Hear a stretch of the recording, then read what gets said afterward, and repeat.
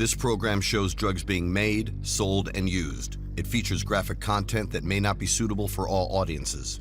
Viewer discretion is advised. Vancouver, Canada. Rated the best place to live in North America. But the leafy suburbs conceal a thriving drug industry. It's just flooded with cocaine, and we want to sell them more. We want to make more money. Where rival gangs are in a bitter turf war. 2 men were shot last night near 124th Street. So you said 4 shootings in the last 48 hours? I'm looking for guns. Now the bloodshed's forcing independent dealers downtown. People go through thousands of dollars in a weekend. With the cops in hot pursuit. Deep stab wound, could be through the heart.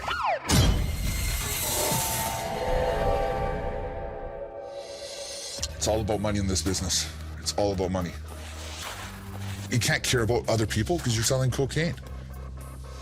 It's heartless, and we want to sell more.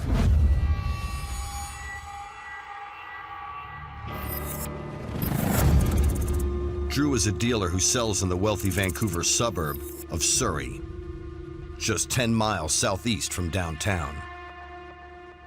The turf wars in Surrey, it's all about product and territory and young guys killing each other. The cops are busting down on everyone a lot more. 10 shootings happen in Surrey. They're going to crack down even in Vancouver. Caught in the middle between gangs and cops are independent dealers. I'm not in a gang, but the turf war does affect us in the sense that, you know, when all these shootings are happening, the cops are busting down on everyone a lot more. We could be out for dinner or out at the clubs, and gang squad will roll through and kick us all out. Definitely it affects everyone, even if we're not directly gang affiliated. There has been another targeted shooting in Surrey overnight. It's the city's 5th incident involving gun violence since Monday evening. The bloodshed's due in part to a gangland power grab.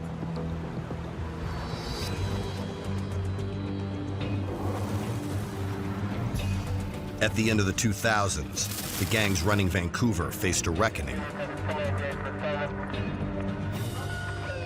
With most of their bosses either dead, imprisoned, or retired, a new generation of South Asian gangbangers now dominates the city's cocaine business. 5 shootings in Surrey since Monday night. We know of 3 victims. But there's a new player on the block, the Somalis, and they're demanding a piece of the action. This is where the latest victim was found, a 28-year-old man from Langley, laying on the ground around midnight, suffering from a gunshot wound to his leg. The man gunned down is known to the police. Police are looking for the white SUV. Victims don't want to cooperate, won't give us an idea as to who possibly might have done them, so it's really something you got to piece together.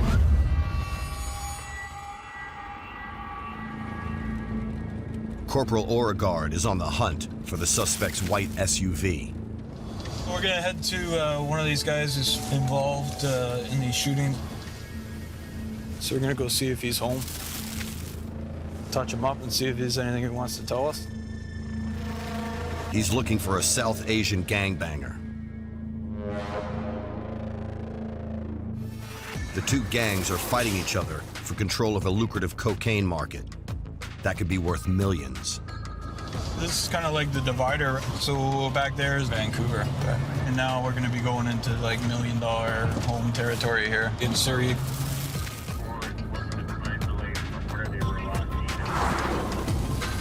Guns settle scores between the gangs.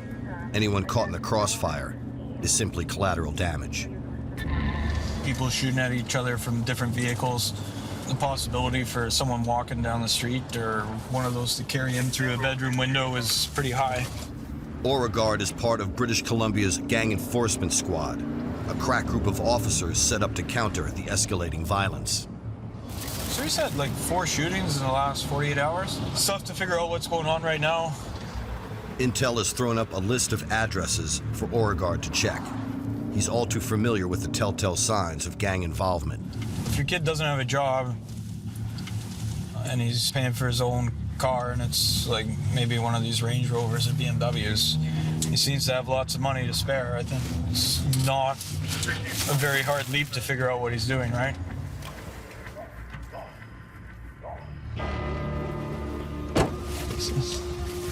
It's a Jaguar, Beamer.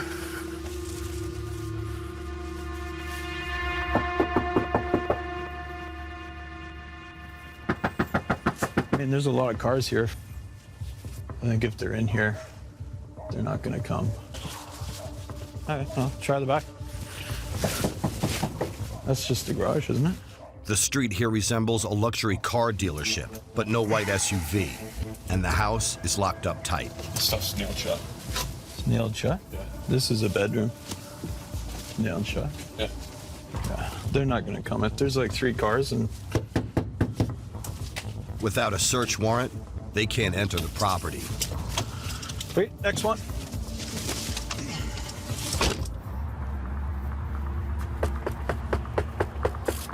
Across Surrey, other units are also striking out.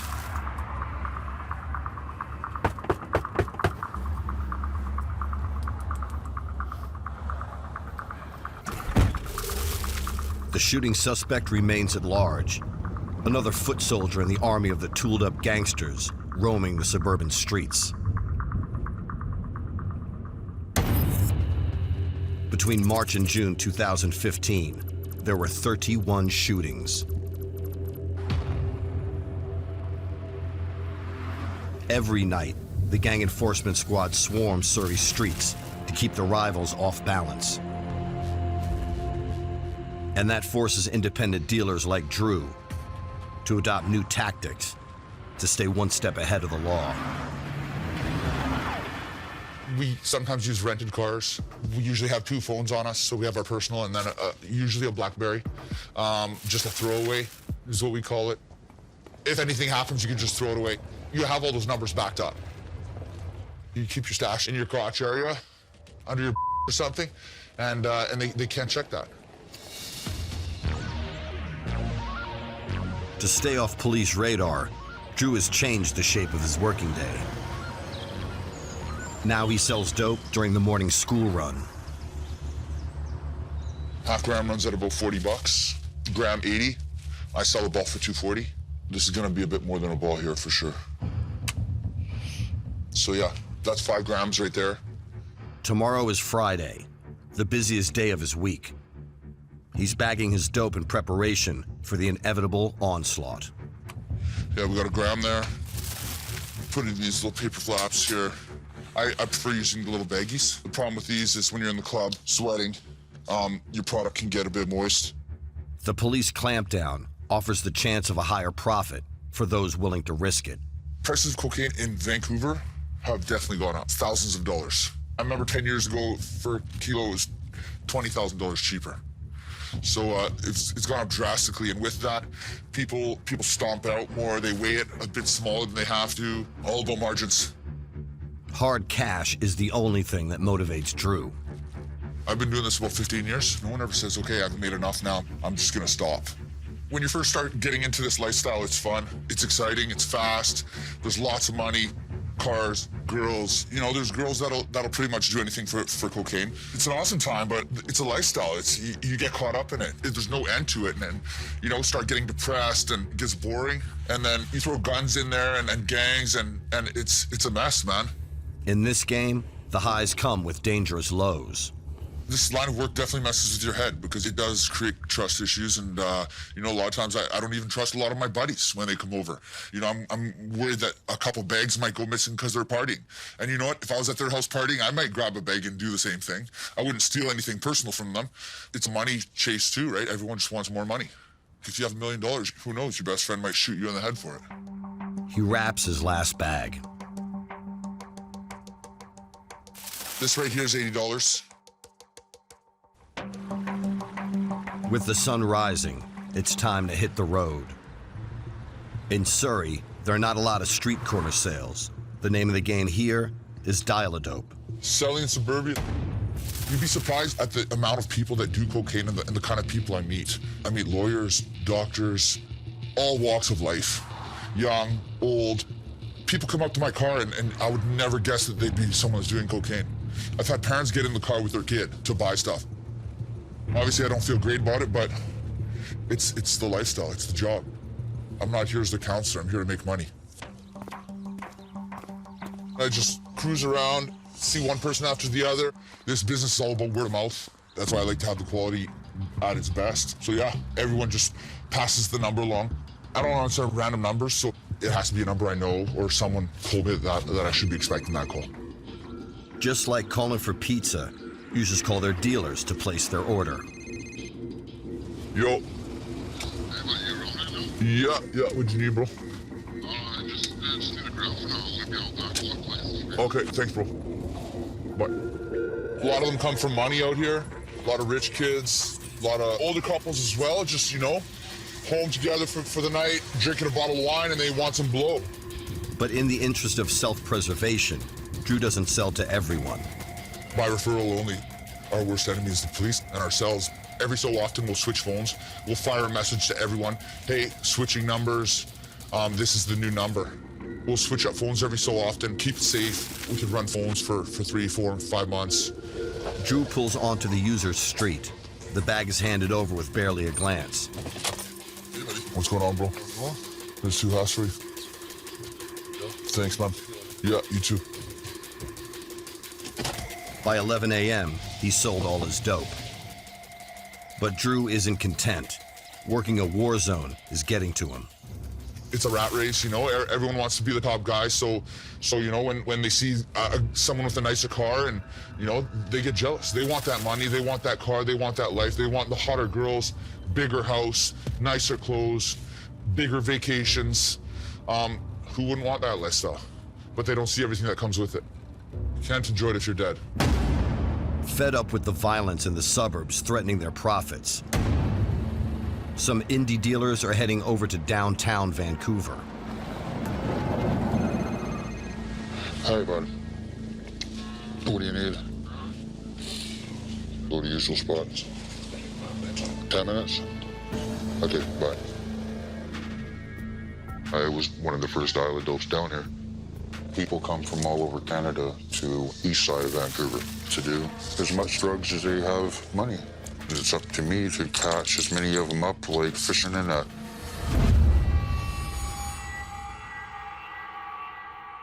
Downtown, the clientele is very different. Just hold on a few minutes and I'll have someone come to you. Suburban dealers have got to adapt to the downtown scene. And that means dropping coke in favor of a cheaper, more addictive drug. This here is 2 1/4 ounces of crystal meth. I like to pull out the larger chunks and use those for bigger purchases. There's no difference in the high effect. It's just, it looks nicer. Bad business in the suburbs is good news for Mr. M's crystal meth operation. Downtown drug raids are rare. The police are focused on the suburban violence and the shootings and stuff, and their focus isn't so much on us. We haven't had a sweep here downtown in how long? Over a year. Yeah, almost a year. It's been quite a while. Another shooting in Surrey, the sound of gunfire ringing out early this morning. The road stained with blood. The number of shootings in Surrey continues to grow. What began as a struggle between drug barons has become a senseless shooting spree. Gangs are turning their guns on anyone from a rival crew. So this is bad. This tone alert that just came in here? 3 consecutive shots coming somewhere north, 66, either north or east. Now we have a report of a couple shots heard from intersection in the area of North Surrey.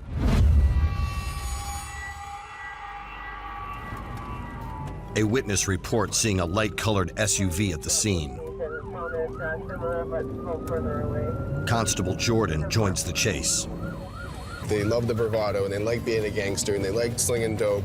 It's one of those things that's really attractive to a lot of people, especially, middle suburbia, bored 18-year-old kids who have something to prove. The intersections, they find their rival dealers, they get their hands on weapons, and they go ahead and they start shooting at each other. It just keeps going back and forth, tit for tat. You shot my friends, I'm gonna shoot at your friends. You shot our house, I'm gonna shoot at your house.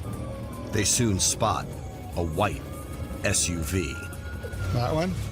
Slide up on this guy. Go up beside him so I don't get shot.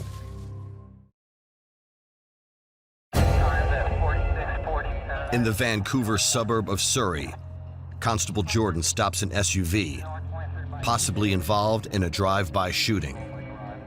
Were you guys just in the area here or what? Oh, no, I just dropped off my girlfriend. So do you have any ID on you? No, I don't. Nothing? You have no ID on you? No ID, bro. See how problematic that is here? I don't know who you are, in the shop right now, dude. I know you. The driver is a known dealer. Cops have questioned him before over previous shootings. Do you have any weapons on you or anything? No, just put your hands up here so I can search you real quick. What was this, like 10 grand? No, just $3 grand. My car's in the shop and getting the pictures. Only $3 grand? It's a Jaguar, bro. It's expensive, dude. This is concerning for me because I'm with the gang police. We hear gunshots, and there's a guy who we came to see about gunshot. And I'm currently in the area. I don't understand that, dude. Yeah, well, you don't understand that? I don't understand that. All the other stuff, too, okay? So do with that. I'll tell you straight up, bro. The mood changes. An officer spots something by the car. There's a shell casing over here, so there may be more around. Please turn around and put your hands behind your back. I'm looking for guns and all that. Bro, honestly, dude, if you pulled up right beside me like that, you think I'd be stopping if I got guns on me?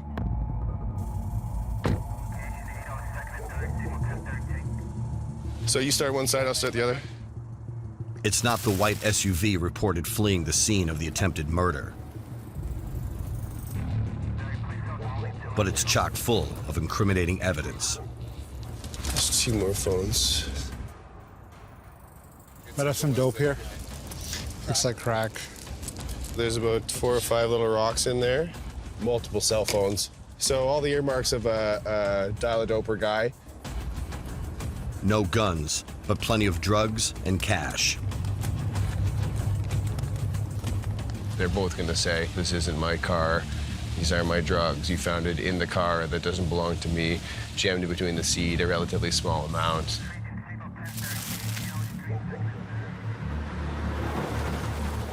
To lay charges, Constable Jordan must find evidence linking the car's occupants to the shooting. The K-9 goes in to sniff out powder residue, but draws blank. We haven't found a weapon in that car. Jordan has to give them the benefit of the doubt. It might be the case that these people are the victims in this ongoing conflict. One side sees another side in a vehicle that is just around in their area, then, the shots ring out. The cops seize the money and the drugs, but they have no option but to let the suspects go with a warning. We're trying really hard to stop the violence in Surrey. The fact that it's happening on intersections, residential neighborhoods, in the day sometimes, crowded areas, man, that has got to stop. You don't have your cash and you don't have your drugs. That's the end of the night for you. Hit the road, man. It's a victory of sorts.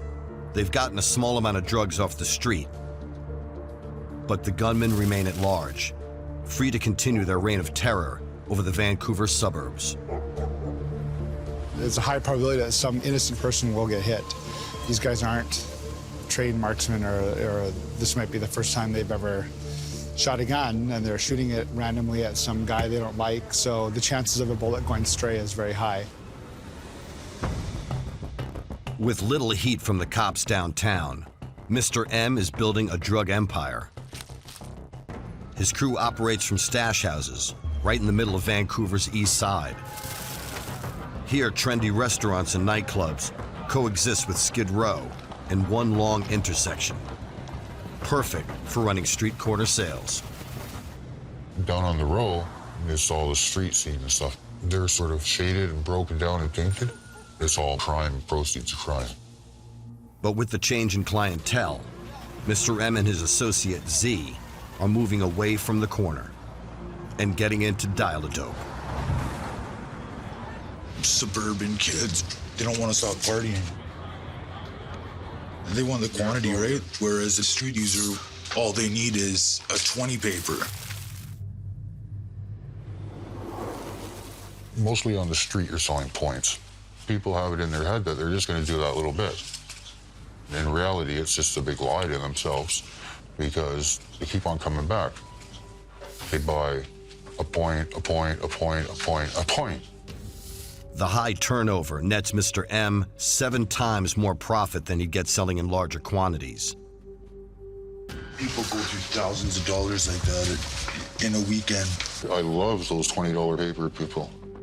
His crew wrapped the $20 points in flaps. The flaps are little envelopes that are hard to get fingerprints off of. Every corner store has them for the lotto, right? So they're easily accessible any time of night, and they're free.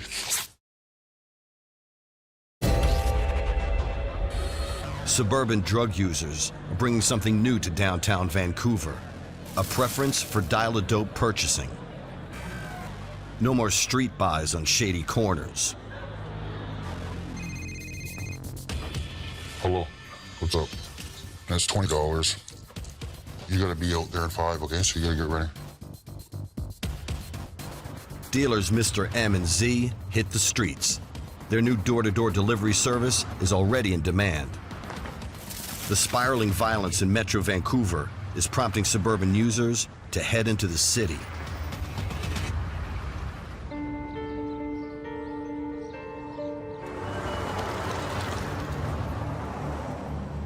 The drug roadmap of Metro Vancouver is changing. I used to have the white picket fence in the house. A regular guy lifestyle in the suburbs. But Surrey's a rougher spot than Vancouver is. Like, Vancouver's a playground, Surrey's a war zone.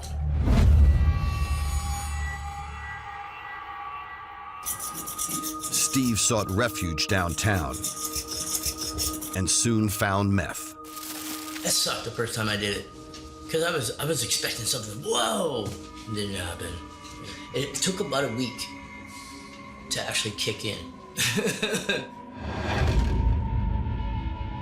That was when I realized that I'm not going to do any other drugs. All the other drugs have severe disadvantages.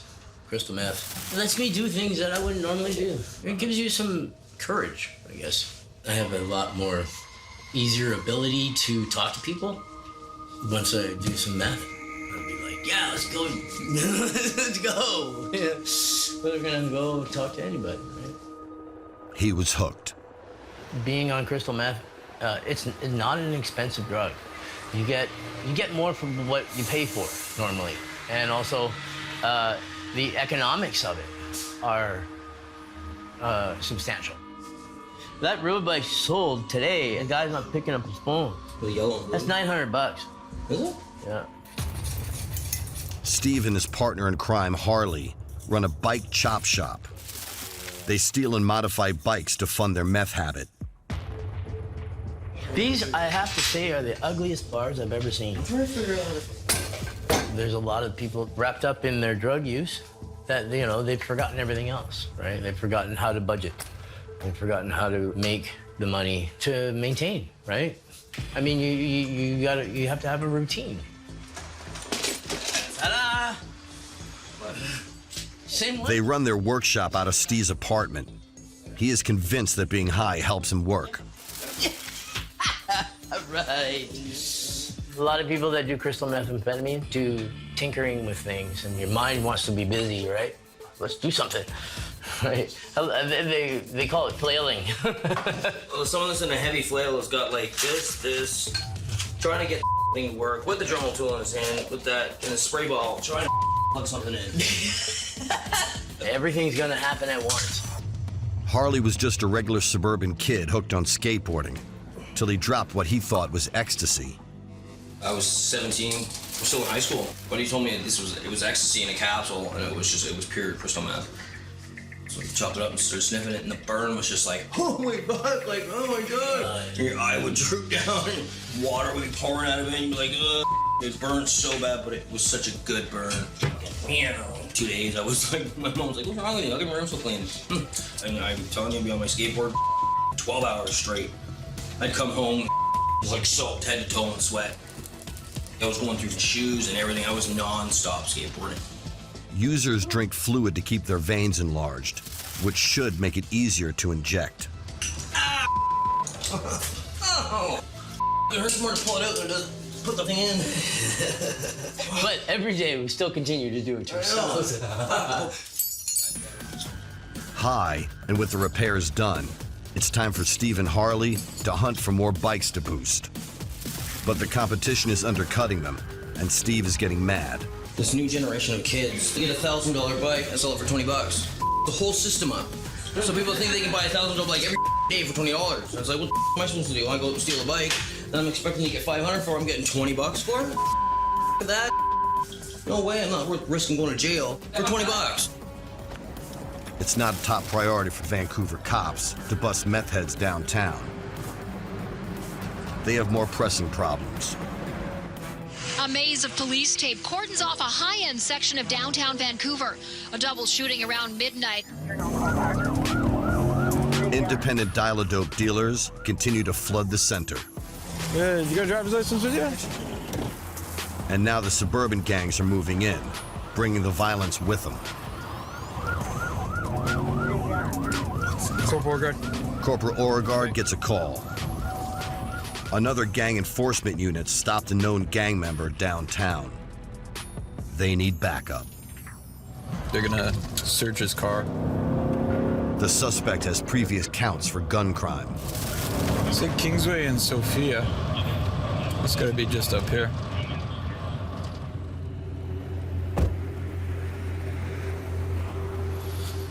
What's going on? He's come from firearms file, discharged with intent. He's another key player in the South Asian gang scene, needing special attention. Who'd you hang out with? He passed away. He did pass away. He might be now, you never know. No, it's true. He could have gone to heaven. What is this? Any drugs in there? He checked it already. I don't know. Did he? Just gonna double check it, make sure it's super good. This guy's definitely got a history, so it's worth the check, right? He's connected with some pretty heavy hitters. But suddenly the suspect starts to get riled. Given his priors, there's no telling where this could go. I don't understand. You don't like guys going through your car? Or? Yeah, man. Like this kind of makes you be like, I didn't do anything. You didn't do anything yet? Got a pretty good history. It's pretty long? Oh, yeah. In downtown Vancouver, gang unit cops search a known gangbanger, caught up in their dial-a-dope dragnet. Car's looking pretty clean. Okay, we'll cut him loose. You're good to go. The suspect walks. But the cops continue to keep up the pressure. They look for dial-a-dopers hidden in plain sight among downtown's Friday night revelers, shaking anyone down who looks suspicious, including Mr. M. I finished my deliveries and I was gonna call it a night. I was heading home and I was pulled over by the Vancouver Police Department. They decided to check out what I had on me and found $2,000, good quantity of drugs, weapon, and took everything, left me dead in the water. But that wasn't the worst thing that happened to Mr. M. Without the money to pay his crew, they made a quick decision. My guys, they bounced ship to go to another dealer. And things may be getting worse for him. Male still breathing, lots of blood, not conscious. A drug deal has turned violent in a city center hotel. The unconscious male is on the 4th floor. It's going to probably be drug related. And the units, they're asking for more units now, so. I would then need more units to hold the stairwells and stop people coming to the 4th floor. It's the same hotel Mr. M is using as this week's stash house. Victim on 2nd floor appears to be deteriorating. Deep stab wound to the left side of the chest. Could be through the heart. The cops are banging on my door, and I get out. I thought, what the is going on here? Thought I was getting raided. And then I seen the yellow tape, like no more than 10 feet from me. This guy was stabbed in the heart, another one was stabbed quite a few times. There was so much blood, I actually thought they didn't survive. Mr. M manages to get out on the street just before the cops completely seal off the hotel. but his drugs are still inside. The drug scene's one thing, and violence goes hand in hand with it, but not right there where you work.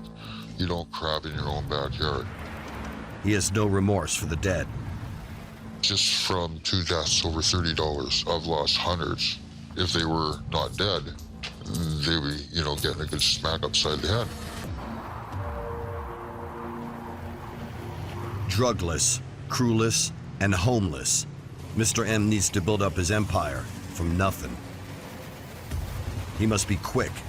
Users don't do loyalty. If Mr. M isn't back on the scene tonight, they'll switch to the next dealer. And with no cash, he needs to pull in some favors. First on Mr. M's list, get a hold of some drugs, and he knows just the man. I've made MDMA, meth, GHB, mescaline, 2-CP, methylaminorex, a variety of opiates, heroin, dihydroheroin, hydromorphone. Basically, if you can make it, I've made it.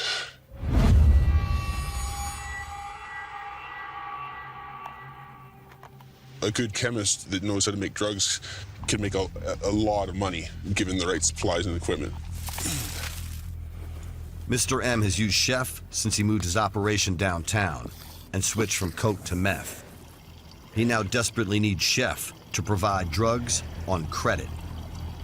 But in this game, everyone knows their worth. I would charge a retaining fee that could be anywhere from a few $1,000s to $250,000 for a massive super lab. And that amount gets paid up front, and then generally there'll be like a steady payment of a certain amount per day or week after that, plus a certain percentage of the product that is made until the contract is satisfied. And chemists would take 25% of a yield. If you look at a gang as being a business, as a chemist, you're an asset to them. And you're an asset in the same way as an investment would be.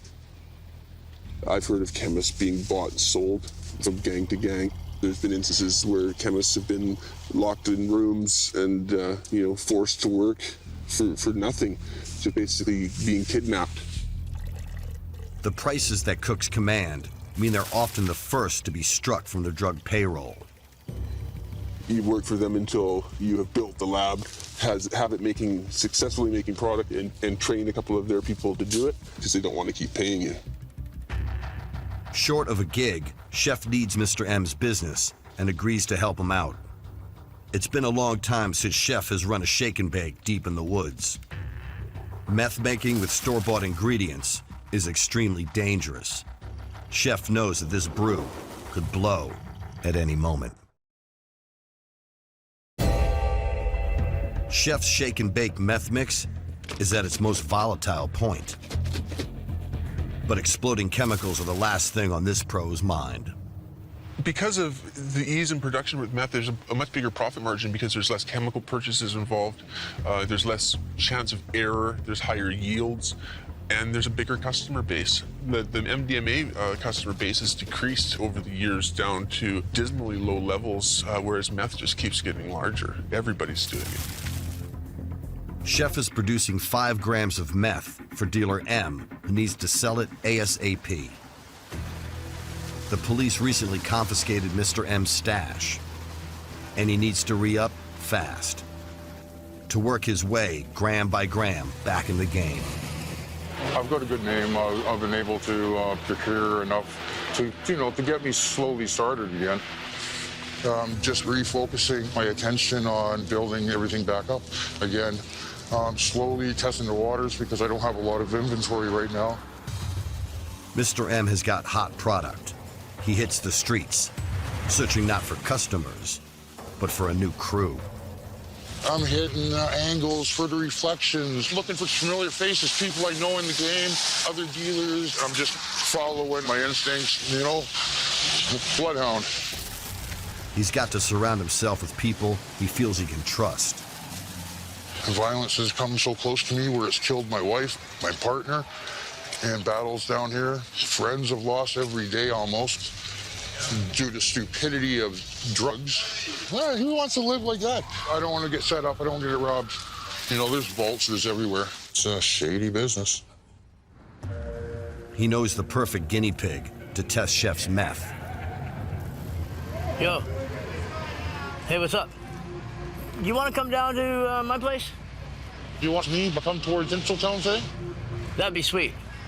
I'll be there in like 10 minutes. All right, talk to you later. Bye. Mr. M is close to sealing his first comeback deal. Now we're on.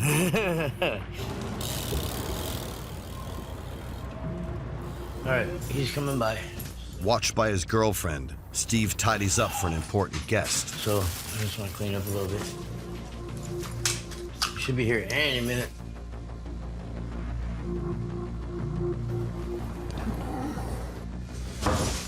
It's open. Hello? Hold on.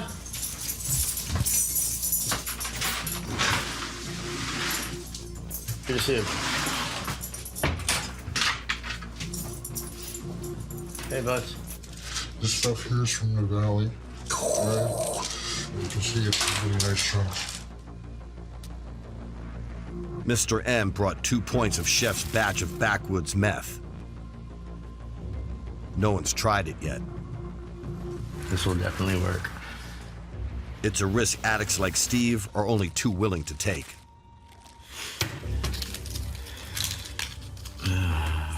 I could just take this one. And then we'll come back for a little bit more. Just open nice clean pipe.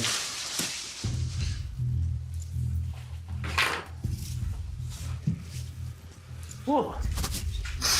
Oh, that's nice. That tastes good, really good. Yeah, I like that. I think we can do The green that. apple. I'm good. You good? Yeah, good. Thank you. Steve loves the product. And his girlfriend does too. Holy! To the diamonds. Wow. With this bicycle venture hitting the skids, Steve is short of cash. So, how do you want to do this? On the books, or you give me a couple bucks now, or part now, or part? Let's do it on the books, and we'll definitely make it happen tonight. Mr. M has a finance plan for trusted customers. Okay. Right on. Thank you. I appreciate that. Sure. Cool. The product is now tried and tested. Time to put his new crew to work. When I start a new guy up, most of the time they don't come with a lot of money in their hands. They need to make money, so they like to work with you, and they need a cuff. They need something up front to work with. That way I can sell it, make profit, pay you, right? But in this new venture, Mr. M stands to gain big time. Crystal meth I'm starting them with because the turnover rate is a lot faster and the profit margin is a lot wider, and his growth means my growth, of course. Oh, there we go. Yep. Yep, no problem. Steve is going to pay back Mr. M by sharing the meth with Harley, his business partner. But Steve has to transport the dope uptown. And that makes him an easy target in Vancouver's deadly turf war.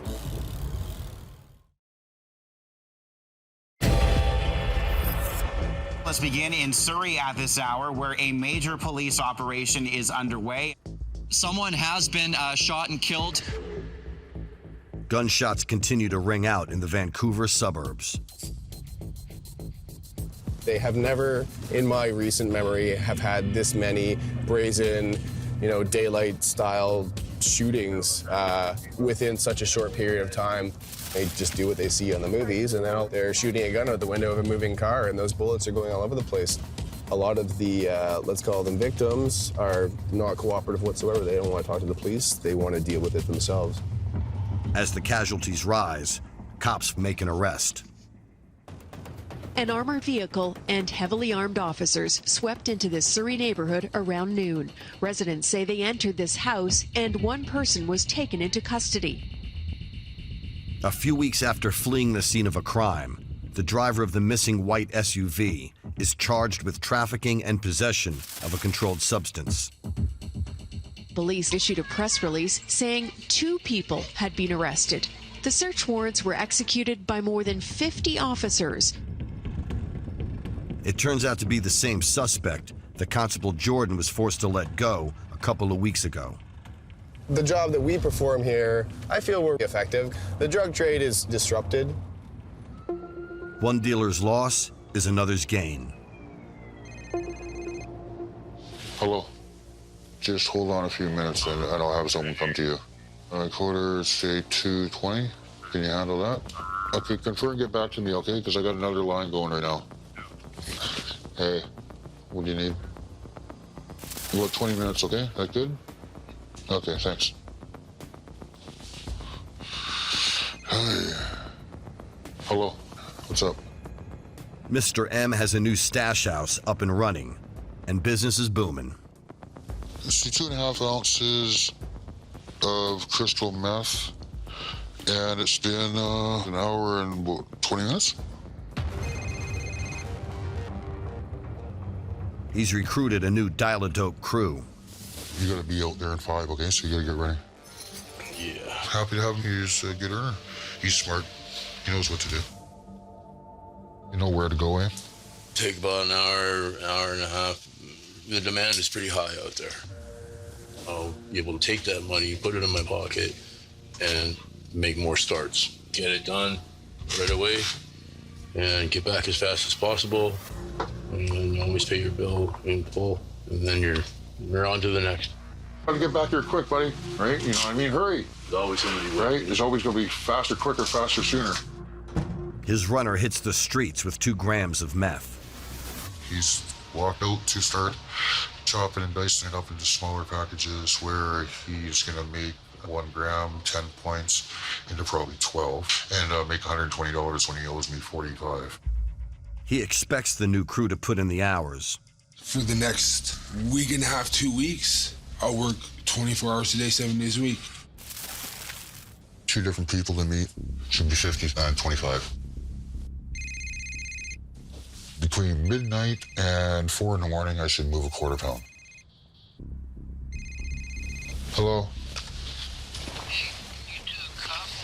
No cuffs. Come on. One of your friends has to have cash. Mr. M is getting so many calls, he has no time for people begging for credit. And he keeps his new guys on a tight leash. Plain, simple rules, right? Don't rat, don't talk about people's business, don't talk to the cops. It's a unit. My guys trust me and I trust them. That's more deliveries. And that pretty well might have to reload. Right? Yeah, that's pretty well it. I'm down. By early morning, Mr. M is sold out of product. And with his crew making deliveries, he's on his way to re-up. We have locked in a block for ourselves. He's rebuilt his drug operation. Now he's getting rival dealers to drop their guns as much as getting users to pick up their phones. When someone steps across the line, sells drugs on our street, I say, listen, we're not going to deal with this. Give them the warning last time, right? And they've come to me and said the same thing and asked me to talk to one of my guys, right? And it's a mutual respect between the 2 of us that keeps the violence down and away from our work areas. There has to be some sense of rule, right? To keep sanity and keep the peace. After all, even jungle's got laws.